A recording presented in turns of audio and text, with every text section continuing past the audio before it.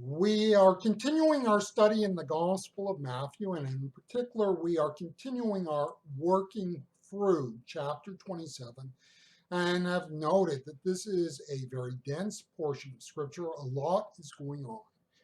We are going to be reading from Matthew chapter 27 and beginning at verse 59. I will be reading out of the Moffat translation.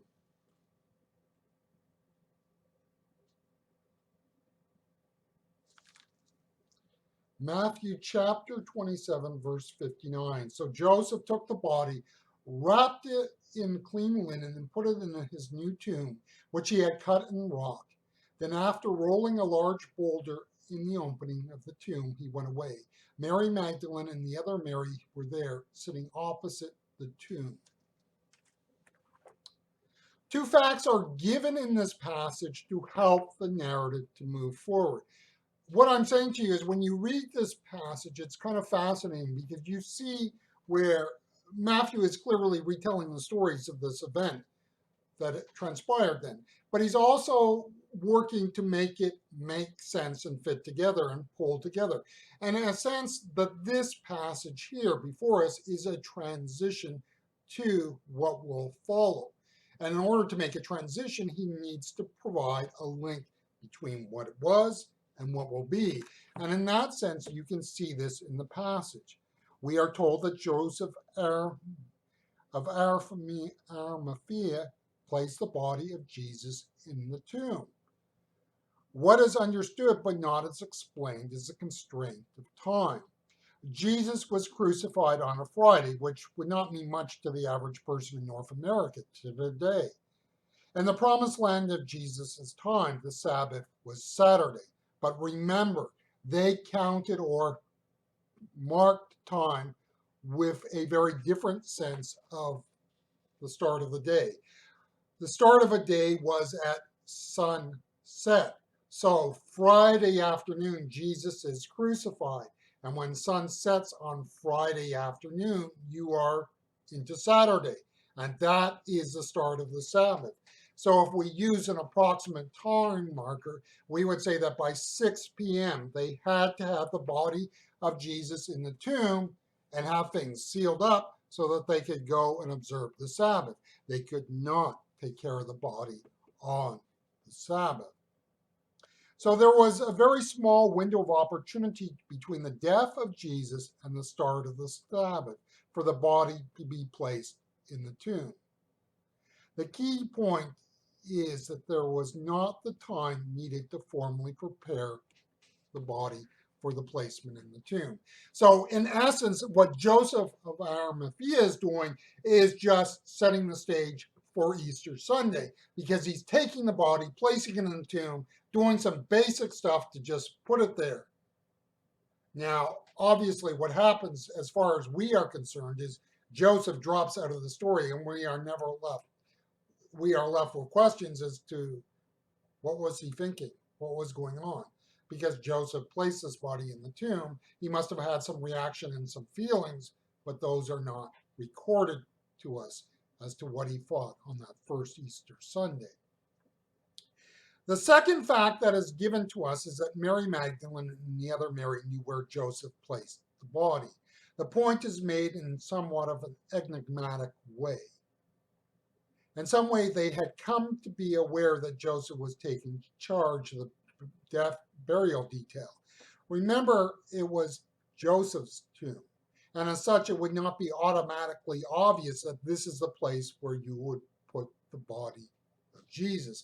And I think we would also have to agree that there was no inkling in the minds of those followers of Jesus that Jesus would be crucified at the end of this week as he was. So there was no preparation.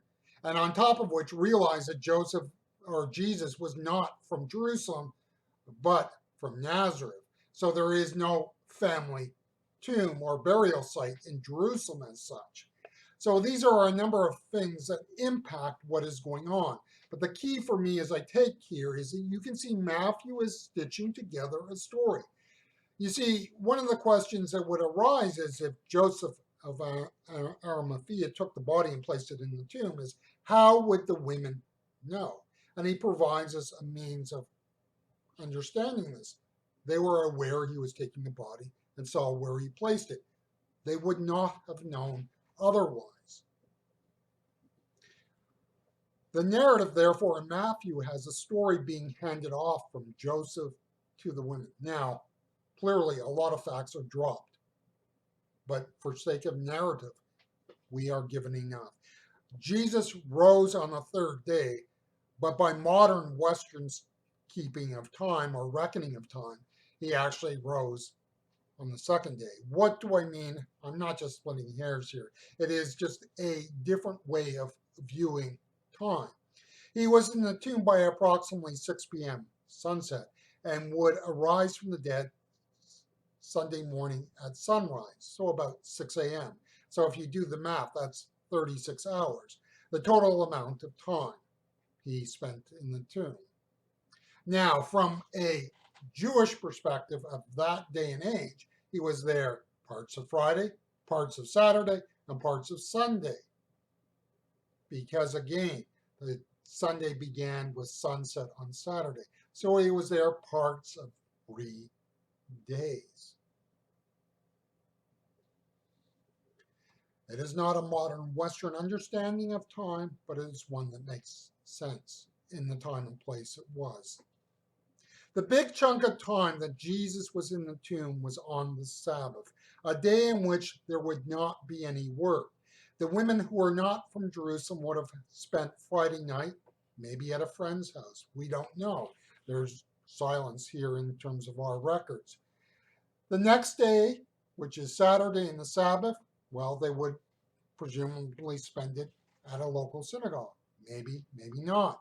And then when sunset came on Saturday, they would do what? They would scurry about and gather up the materials needed to prepare the body of Jesus for formal entombment. Spices, cloths, etc. And understand, we're never really told this, but it must have been a little bit of an ordeal because these women were not from Jerusalem. They would not be familiar necessarily with the shops. They would not necessarily know where to turn to intuitively. Who knows, in their home, or they might have had some basic materials available. Not here, likely. So we're not told any of this, but what they would have done is Saturday night, gather the material they needed, and be prepared to go first thing in the morning to prepare the body formally. Now, I'm kind of as an aside here, was this a procedure that took a measure of time? So did they also have a snack ready?